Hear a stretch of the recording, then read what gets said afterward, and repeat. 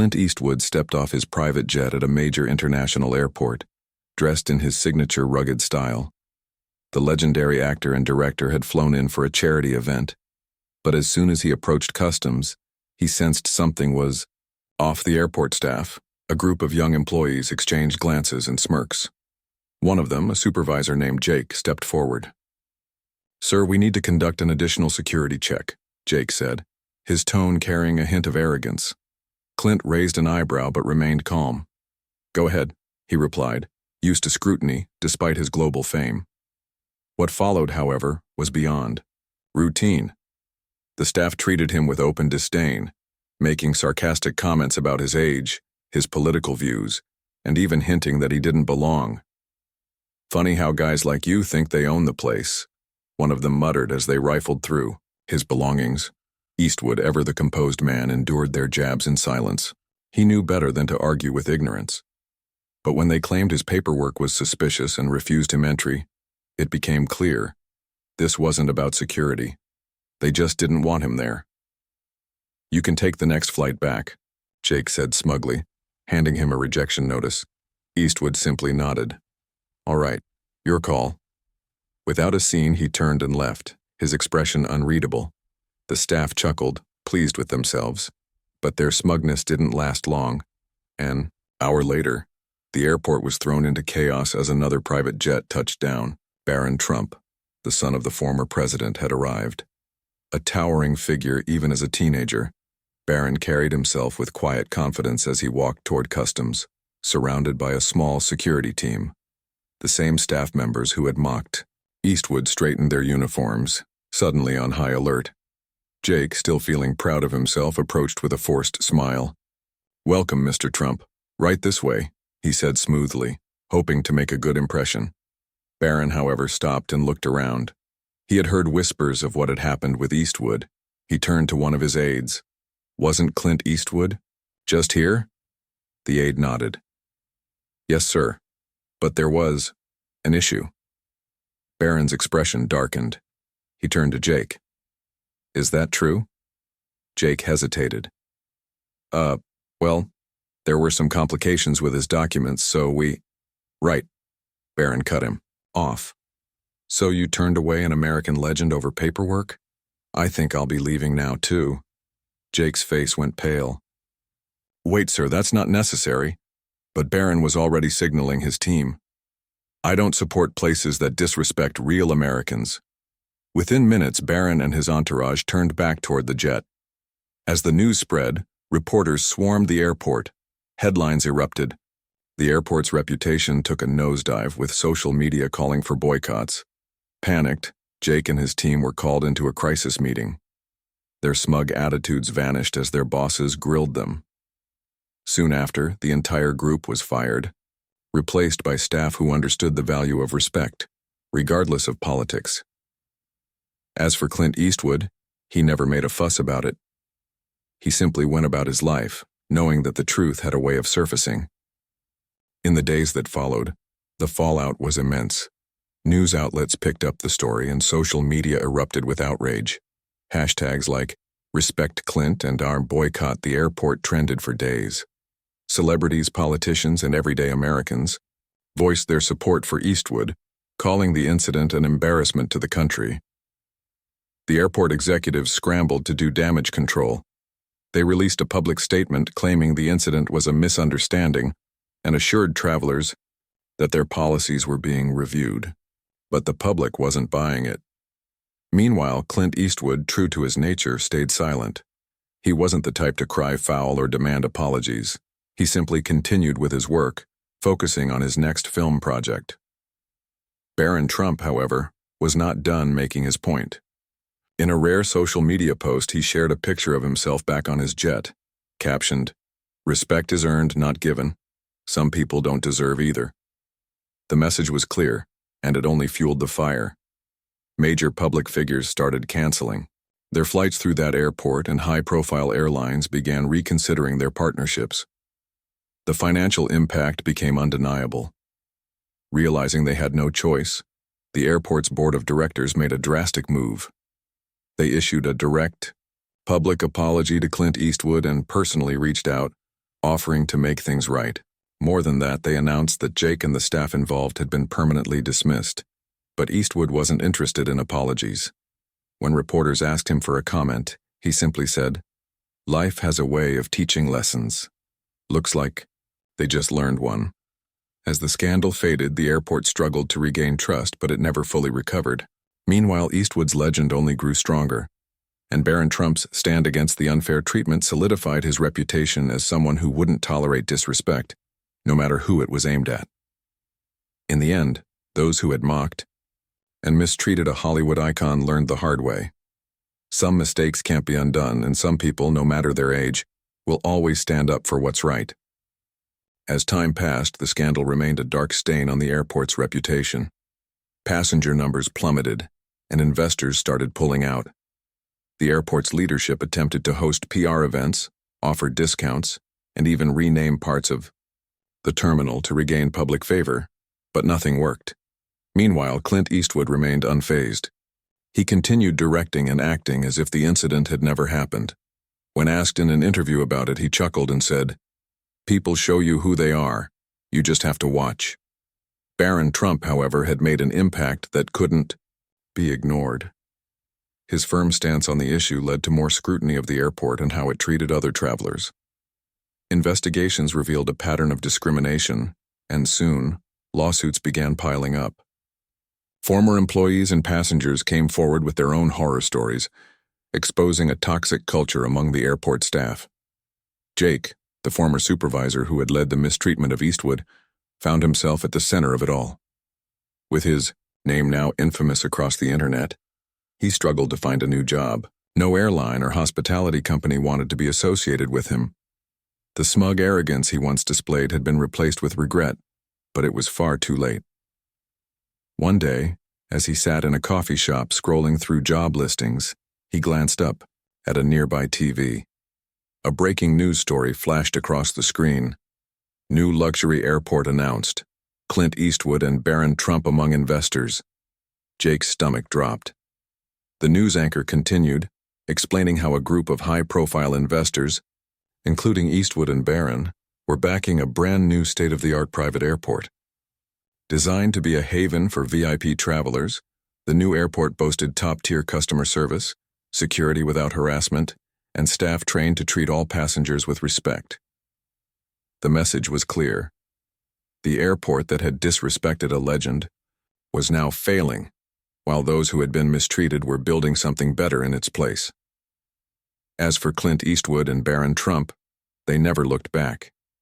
The past was the past, but they had made sure that those who disrespected them would never forget. Months passed, and the airport that had once been a bustling travel hub was now struggling to stay afloat.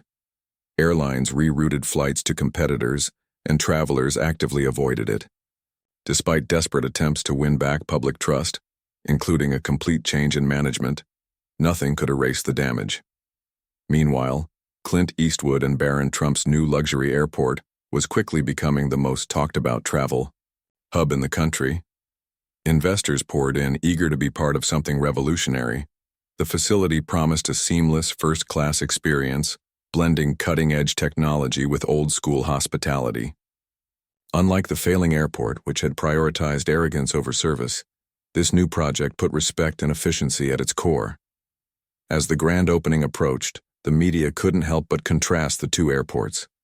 News headlines read, "The Fall of Arrogance. Old airport crumbles as Eastwood and Trump's vision takes flight. Disrespect cost them everything. How one mistake led to a billion-dollar rival. Karma at 30,000 feet. The airport that disrespected Clint Eastwood is now begging for customers." One by one, the airlines that had abandoned the failing airport signed deals with the new luxury terminal. Celebrities, executives, and high-profile figures eagerly booked their first flights through the new facility, praising the professionalism and class that Clint and Barron had made a priority. And then came the final blow. One morning, Jake, the disgraced former airport supervisor, arrived at his now empty workplace. The once busy terminal was eerily quiet, save for a few remaining staff members packing up desks and equipment. A large permanently closed sign was being installed at the entrance. Defeated, Jake sat down on a bench and watched as workers dismantled the check-in counters. Just then his phone buzzed. He looked down at the news notification. First flights depart from New Eastwood Trump Airport. A new era in air travel begins. A photo accompanied the article, Clint Eastwood and Barron Trump shaking hands on the tarmac, smiling as the first passengers boarded their planes. Jake exhaled, shaking his head. He had once laughed at Clint Eastwood, mocking the Hollywood icon as he kicked him out of the airport. Now Eastwood was owning the skies, while Jake had nothing left. Some lessons in life come easy. Others, like Jake's, come at the cost of everything. Jake sat there staring at the news notification, feeling the weight of his choices. His arrogance had cost him everything. His job, his reputation, and now, the very airport he once ruled. With an iron fist. People walked past him, not even recognizing him anymore.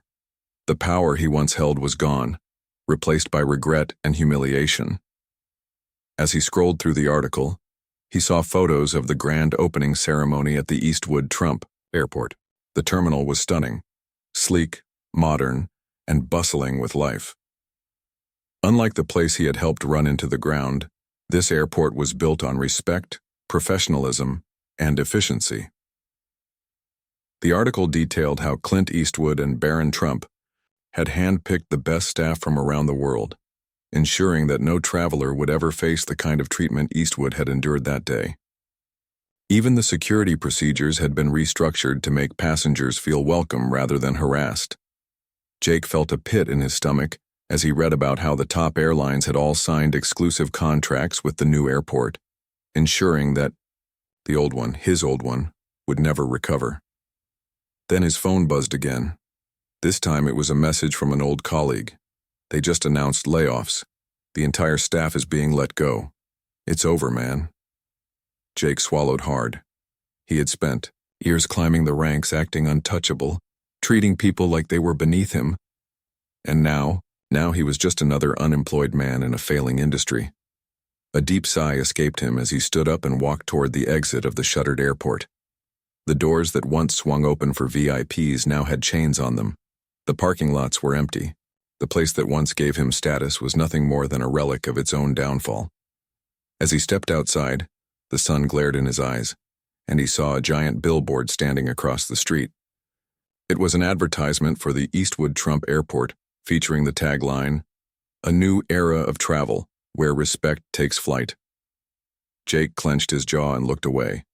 The message was clear. He had been part of the past, and the future had no place for him.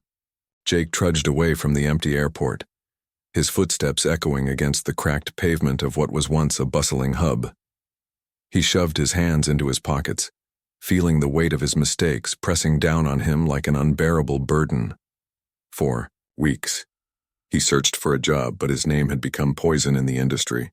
Every application was either ignored or rejected outright.